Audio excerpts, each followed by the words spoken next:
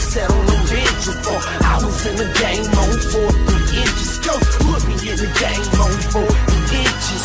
Put me in the game on 4 inches. Coach put me in the game on 4 inches. And I'ma lead them boys. Welcome back, sports fans. I'm William Carwell. After a brief hiatus, I'm back on the 4th and Inches college football pregame show. This is Nick Carwell. We are coming to you from an undisclosed location. We'll review last week's big matchups in the top 25, and we'll look into this week's matchups. Last week, the first college football playoff rankings came out, and after the games, this is how they stack up. Alabama shut out LSU 29-0. What we have to say about that game? I actually picked LSU in the upset, but LSU's offense couldn't get anything on. Their defense played well, actually. The whole game, they kept the game as close as it could be kept, but their offense just gave them nothing, and they eventually wore the defense down. Alabama was really impressive too. In the first half, LSU, they hung around. The defense played really well in the first half. Like you said, the Alabama defense was just smothering, and once the tide got rolling, it was downhill. Number 2, Clemson. The Tigers look impressive again, scoring 77 against Louisville, but they may get tested this week at Boston College. Not really much to talk about. Louisville just doesn't have the horses to match up with the Clemson. And the Tigers is breezing through the ACC. We will see how it comes out this week. Notre Dame, the Irish are 9-0, and they're the number 3 team in the college football playoff ranking. The only team I see remaining that can really beat Notre Dame, at least that I feel like can beat Notre Dame, is USC, and that's the last game of the season. So we'll see how it play out. The Michigan Wolverines are the number 4 team currently in the playoffs. They're 8-1. The defense continues to hold people down. What do you have to say about Michigan? Michigan was very impressive because Penn State, everybody feel like Penn State was going to be a team to compete for a spot in the playoff, but Michigan thoroughly beat them down. Like in every phase of the game, they dominated on both sides of the ball. Their defense is always good. Now they actually have a quarterback. I don't want to say he's, necessarily a game changer, but on that offense with those weapons around him, he's a game changer. Okay, and the first team at number 5, the first team out, as you say, sitting right outside the top 4, are the Georgia Bulldogs at 8-1, who clinched the SEC East with a big win at Kentucky, and the young dogs continue to grow up. It was an impressive win. I mean, it was kind of like the Florida game. They were clearly the best team. They pretty much ran the ball and was dominant running the ball majority of the game. As long as Georgia State is committed to the run, good things happen. Once they go away from the run, like they did against LSU, I did it way too early, by the way, bad things happen because it makes you one-dimensional. You have to do what you're best at. It's your bread and butter. You run the ball, and you stop the run on defense. And like you said, the young players on defense have come in and they play well. Yeah, we got a log jam of one-loss teams, so any of these teams, if someone falters, would definitely jump up. Oklahoma is number 6. The Sooners escaped Lubbock with a high-scoring win that keeps their playoff hopes alive. More of the same with them. I mean, in the Big 12, it's not much defense, a lot of offense, a lot of points.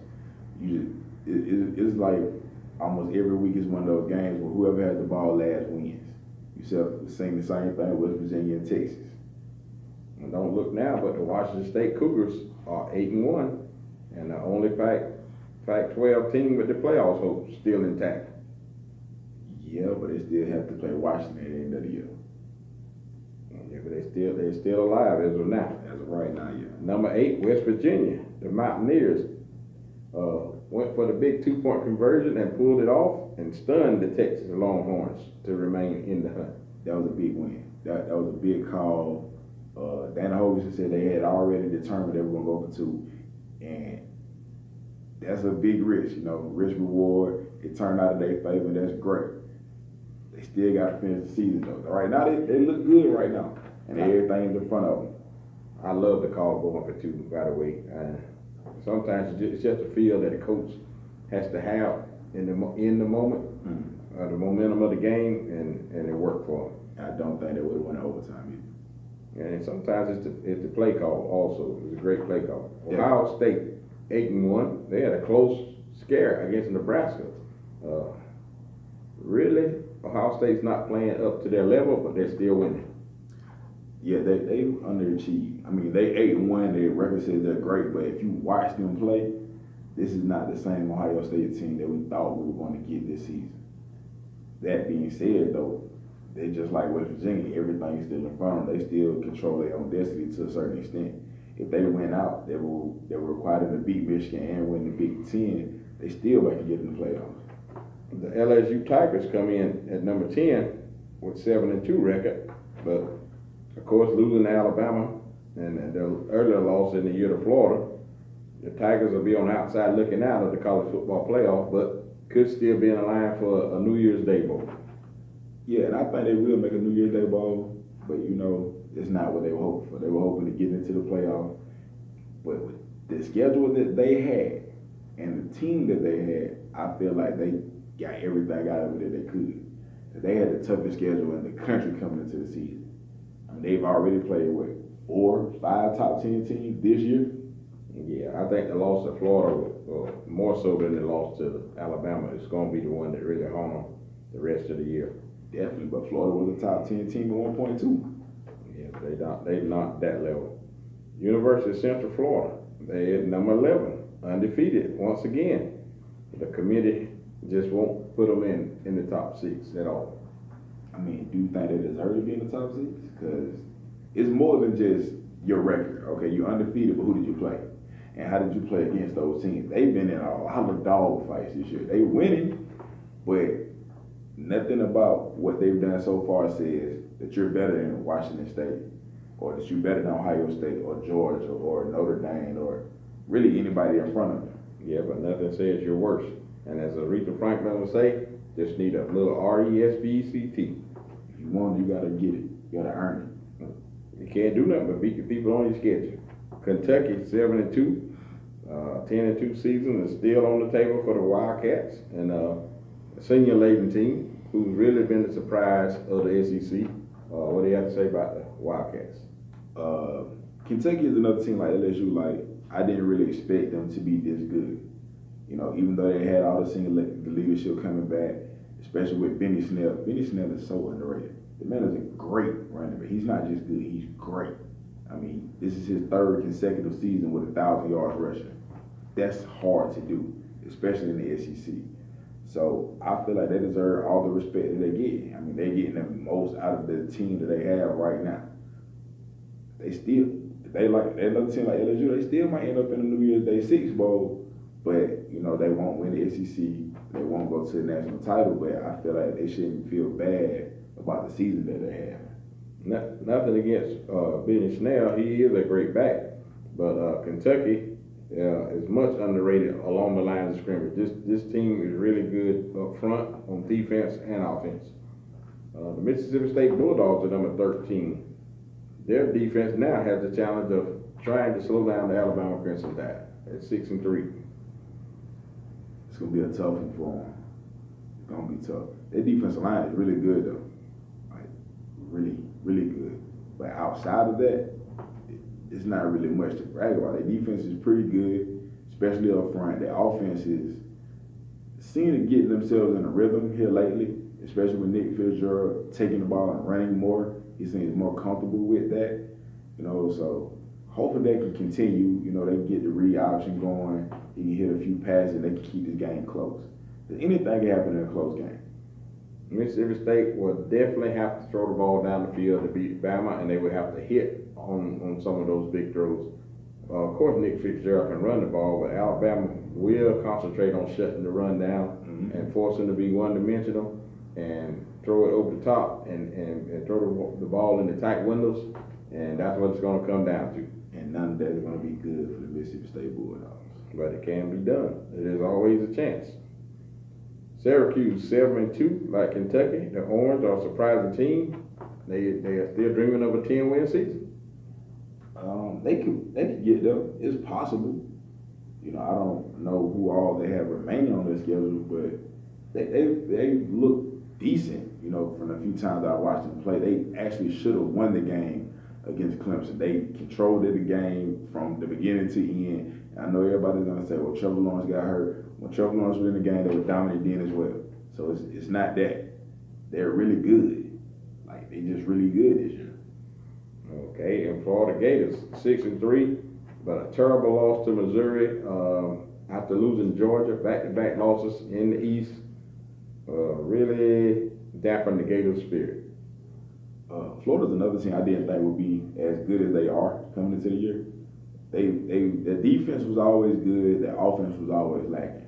And with a coach like Dan Mullen coming in, he really got their offense turned around to the point of being competitive. You know what I mean? If the defense keep the game close, the offense can win it. By them losing to Missouri, I feel like they really let Georgia beat them twice. You know, I don't think Missouri is really that much better than Florida, but it's hard to get up for a game, you know, after a loss like that against Georgia. Yeah, Florida really disappointed me with all the upperclassmen they have there, even though it's Dan Mullen's first year. But a lot of those seniors and juniors and what they've been through, I really didn't expect them to come out flat, knowing, you know, what's at stake and the pride that they should have just putting on the Gator uniform. That's a really bad loss. North Carolina State 6-2, they come in at number 16. The Wolfpack had lost 2 in a row, and now they've bounced back. So they're only 6-2. That's not a bad record for them. Not at all. Their defense is really good too. And a lot of people underestimate them. And in ACCO, outside of Clemson, they may be the next best team overall. But it's almost like the SEC. You have, you know, Alabama here and maybe Georgia, and then you have a lot of teams right up under that. And the ACC is the same way. You have Clemson at the top, and then you have like an NC State, Syracuse, Miami, Virginia Tech. All of those teams are about even from my perspective. So NC State is having a good season though. Boston College 7-2. The Eagles, they right in there too. The Eagles can make some noise this week as they host the Clemson Tigers. They definitely can pull that upset if they can keep the game close. That's the only problem with teams like Clemson and Alabama is a lot of teams get blown out in the first half, and it's just once you get behind 2-3 touchdowns, it's over. Okay, and I'm just going to run down the rest of the top 25. 18, Iowa State at 5-3. Number 19, Texas at 6-3. The Longhorns 1-2 since the big upset over Oklahoma. Penn State is 6-3. They struggling, but with so many other ranked teams losing, they haven't dropped too far. Utah 21, 6-3. Fresno State at 8-1 is 22. At 23 is Washington Cougars at 7-3. And number 24 is Michigan State. And number 25 is Utah State. We'll come right back. We'll take a short break, and we'll come back with this week's matchups. By Any Means Clothing is a proud sponsor of the 4th and Inches podcast, as well as the entire ZN3 Gang YouTube channel. We have many different sizes, different colors, and different styles to fit the whole family, from newborn all the way up to adults. It is getting cold out. The fall and winter are coming. You should get your hoodies, your t-shirts, and everything else at byanymeansclothing.com. We're back on the 4th and Inches College Sports Broadcast Show. We're going to look into this week's matchups. TCU at number 7, West Virginia. The Mountaineers are a 13.5-point favorite. It's a noon kickoff. Who you like and why? You know, with all the respect that I have for Gary Patterson and what he does at TCU and has done over the years, I got to take West Virginia because TCU's looked terrible so far this season. And West Virginia, they're not going to do nothing else. They're going to put up points on everybody. Yes, no way TCU defense slows down West Virginia, and they won't be able to keep up. Number 8, Ohio State is a 5.5-point favorite at Michigan State. That will be a big one. It'll be big only if Michigan State can upset Ohio State. If not, it really doesn't mean much. I look for Ohio State to win the game though, because I just feel like they're a better team overall than Michigan State is. I think Michigan State pulls off the upset. There's something going on in Ohio State behind the scenes. It's just too much. It ain't about talent. It's about chemistry, and I don't think this team has it. I think the wheels fall off this week at Michigan State. Quick question. Do you think Urban Meyer comes back after this season? I do not. I don't either. It's just not looking good. There's too much going on. I don't think he'll be back. But stranger things have happened. Navy at number 11, Central Florida. The midshipmen are almost a 30-point underdog. 27 to be exact. If I was a betting man, that'd be a safe bet. I would love Navy getting 27 points. If for no other reason, they're gonna dominate the time of possession with a triple option offense. So I don't believe they're 27 points, underdog to UCF. That's crazy. Well, there's no way I would take Navy with the points in a heartbeat, because like you said, first of all they're gonna run the ball, and even if they don't score, you're not gonna get that many possessions, and to beat them by 27, no, I don't see that. I don't either. South Carolina at number 19, Florida. This could be a really good game here. This could be a good matchup, depending on which Gator team shows up and which South Carolina team shows up. I was gonna say South Carolina's been up and down all year. Florida's 7-point favorite in the swamp. I like Florida to take the win. It's gonna be close though. I don't know about those 7, but it's gonna be a close game because Will Muschamp back in the swamp. His defenses are gonna always come to play. They're a little undersized, but Florida doesn't have the type of offense to really exploit that. They don't have the big offensive line with the power running game. They're more of a finesse team anyway, so they match up kind of well as far as that goes. The real question is, which quarterback is gonna play better, Felipe Franks or Bentley from South Carolina? I think South Carolina takes this just because their offense is more they're two-dimensional. They can run and throw it, and they have seemed to find the niche that they need. All of a sudden, the Gamecocks are playing like we thought they would be early in the season. Florida, on the other hand, is a team that's trending down. Wisconsin at number 21, Penn State. I gotta take Penn State simply because number 1, they're home. Number 2, Wisconsin is one-dimensional. If you slow down the run, you beat them. Their quarterback play has been terrible this season. Yeah, Penn State will have to be the favorite there. They're 9-point. Wisconsin is a 9-point favorite, by the way. No, Penn State is favorite. Yeah, Penn State is about a 9-point favorite. Number 19, Mississippi State at number 1, Alabama. Alabama's 25.5-point favorites. Hard to beat the Tide anywhere, but beating them in Tuscaloosa is almost impossible. It's still hard when you give somebody 25 points. Even though I just watched them do to LSU, what I've seen them do all season, that's still a lot of points to give up. Alabama is averaging 50 points a game. If they just score their average, it's 50. So can Mississippi State score 3 touchdowns against this Tide defense? Yeah. On the road? I don't think so. They can. I ain't saying they will, but you asking me, so. can they? Because what gives Alabama problems? Historically, what gives Nick Saban defense It's a problems? mobile quarterback that can what throw the is Nick ball. Fitzgerald? That can throw the ball. But he's mobile. Not run the ball. He can run the ball. They'll shut the run he down. can throw the ball. No, he's throwing. He just ain't look good in this system so far this season. But then again, the last 2 or 3 games though, they found something that worked. Not only that, this is receivers at Mississippi State gonna be able to beat the Alabama corners and safeties. That's another question. That is a question. They can't get open. It don't matter. I'm not saying Mississippi State is gonna win at all. They're not gonna I don't cover believe either. they're gonna win, but that's just a lot of points. They're not gonna cover. Not gonna cover. I wouldn't bet on it either. I wouldn't bet on it. Michigan, number 4, big favorites over Rutgers. There's nothing to see there. I'm taking Michigan. You can give them 40, I'm still taking Michigan. Oklahoma State at number 6, Oklahoma. Bet. What's the point spread? 18-point spread. I take Oklahoma State getting 18 because it's a rivalry game. The records really don't matter as much, and Oklahoma's defense is terrible. I would take Oklahoma State with the points also. rivalry games, teams that know each other in and out. They know each other very well. They will put some points up. Neither one is going to stop anybody. No, they're not. But Kyler Murray is the best player on the field, so Oklahoma going to win. But it's going to be in a shootout. It's going to be 40-something to 40-something, 50 to 40, whatever. Number 10, Washington State, -4 at Colorado. The Buffaloes can make some noise. That's They interesting. can pull off the upset. It's a tight point spread. Yeah, especially for a Colorado team that's not ranked, really not doing a whole lot this season.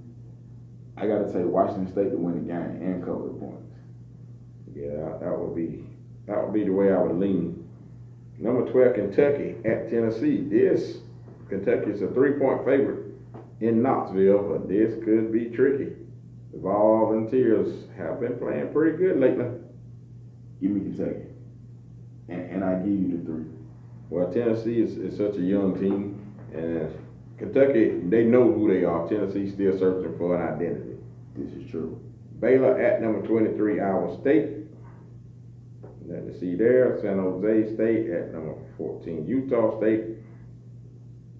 Here's a good one for us. Florida State at number 3, Notre Dame. You know, at the beginning of the season, this is one of the games that was circled to say this may, decide who goes to the college football playoff or what have you, right? But Florida State has been disappointing all year. So I got to take Notre Dame until proven otherwise. Okay. I like Notre Dame. They're playing good ball right now. They're playing with a purpose. And the schedule hasn't been really tough, but they're beating who they're supposed to beat. Definitely. Since they made that change of quarterback, it's a totally different team. Texas, only a 1-point favorite at Texas Tech. Big rivalry. I'm not surprised by that. I actually picked Texas Tech to upset Oklahoma last week. And even though that didn't happen, it happened what I thought, how I thought the game was going to play out, played out. It was a shootout. And in shootouts, I got to lean toward Cliff Kingsbury because it's just what he does. It's what he's always done. It's what he did as a quarterback at Texas Tech. It's what he did as an offensive coordinator at Texas A&M. We had Johnny Manziel in them. The man just orchestrates offense. They're going to score points. If he had any piece of a defense, they would win a lot more games. And Texas defense, although they have been playing better, they've been giving up a lot of points in almost every other game too. So I feel like it's going to be a shootout, and I'm going to take Texas Tech in the upset because they're home. Yeah, this is basically a pick-em game. Anytime 1 to 3 points, close game, got to go with the home team. The edge of the crowd is just something about playing at home, in front of the home fans, the energy. I like the Red Raiders to pull this one off. Number 2, Clemson at Boston College. We discussed it earlier, but the Tigers are a 17.5-point favorite, but Clemson, Boston College can shock the world if they can pull this off. So you taking Boston College? Nope. I wouldn't take them to win the game. I would take them to keep the point closer than 17.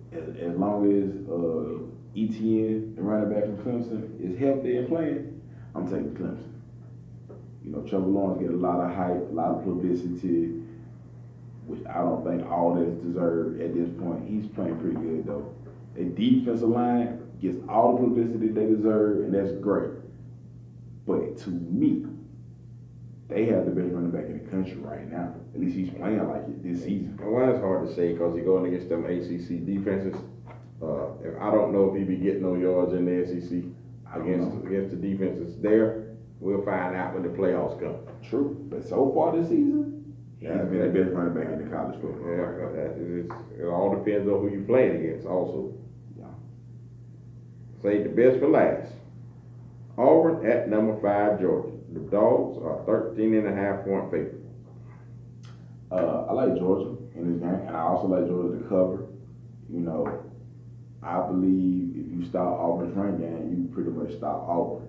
Jared Stidham has had a couple games this season where he's played pretty good, and their run game wasn't as good, but I don't have any faith in him as a quarterback to really be consistent and consistently beat good defenses. So I gotta take Georgia in this game. the oldest rivalry in the South. It's some intriguing matchups in this game. The Auburn defensive line is full of studs up there, future NFL players. Mm-hmm. They are capable of shutting down the Georgia run game and making this an ugly game for the Bulldogs. And on the other hand, Auburn, you said Auburn, Stidham, he hasn't been that good at throwing the ball, but Georgia does not force a lot of sacks. He's bad, plays bad when he's under pressure. Mm-hmm. And Georgia is probably last in the SEC in getting sacks. Right. So that plays into his hands. If you're going to sit back and cover and give him time, he's going to find guys open in the windows, and he has the ability to do that. But this is Athens and between the hedges. And last year, nobody is going to forget how Auburn beat the Dogs, took them down, took them behind the shed. Mm-hmm. And even though Georgia came back and beat them in the SEC championship game. So how did Georgia win in the SEC championship game? They dominated the line, but they don't have those players right now. The line, though? They have most of those players back. They don't have the defensive line up front. Most of those players are back. Only ones that's gone that was there up front is Bellamy and Carter. And nose tackles, all of them gone. Okay, secondary gone. Okay, but DeAndre Walker dominated their game. Middle linebacker gone. Tyler Clark dominated their game. They're both back. And they don't have Junior Rochester played very well. He's back. They don't have all those players. They got several players gone. You got half of their front line back. The two players that was dominant in the Auburn game are playing right now in Georgia. DeAndre Walker and Tyler Clark. They were the most dominant players on the field. They were rotated in. They didn't have the rules they have now. I understand all that. They were the most dominant players on the field in that game. Because they were allowed to do what they do with the big linemen up front. They play up front. Tyler Clark is a defensive tackle. DeAndre Walker was playing. Tyler Clark is not even playing. Why is that? I don't know. He plays. He played last week. He gets in the game. Got in the game, made a few plays, they took him out. I don't understand this rotation that's going on in Georgia. I don't know. But I had to give Kirby Smart the benefit of the doubt and say that he's smart enough to know that you cannot allow him to sit in the pocket and be comfortable. He has to be smarter than that because you did it the first time. You have to affect the quarterback. You have to affect the quarterback. You have to get penetration and you have to collapse the pocket. And Auburn, that's my son. I love his offense. He always comes up with some plays you've never seen before. And he's going to test that Georgia secondary in ways that the Bulldogs probably haven't seen all year. And if you don't get pressure, they're going to hit on a couple of big plays. They're going to go deep. Auburn loves to go deep. But they're going to pick on Tyson Campbell. Here we go. I can see it. The picks is like this. Last week, the Kentucky Wildcats took on the Bulldogs, and they said, who let the dogs out? This week, when the Auburn Tigers come to Athens, they're going to say, who in the hell left the gate open? I don't talk